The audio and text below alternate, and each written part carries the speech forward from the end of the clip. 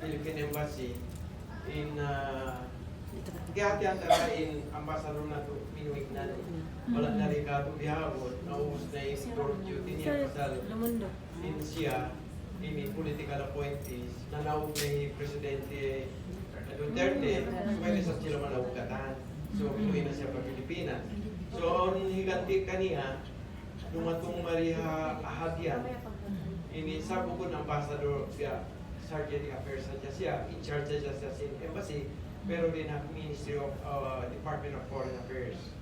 Dahil daw ini, dinahula ka.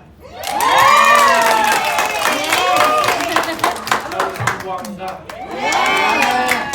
Sambuanga sa okay, pag piting-pitingan niya mo, iwan ni Maxi, makikilahan ni Maxi, na yung wala pa siya di, tinaiki pag isunisunan na mo, na yung mga dinahulak ka sa basuta. Labi-labi na po din na di na Sambuanga, inidilan ka siya welcome party. So, pag meeting-meetingan na po yan, bangko, no, sa subay sa maubos siya dihilan welcome si Philippine Embassy. Okay. Apa kita magdihil kaniya. So, i-plano na to, pagdatong ni Maxi, wala pa rin Maxi, pagdatong niya na pag-meeting-meeting kita niyo, kung very in program, amin i-irita kaniya kapag welcome kaniya.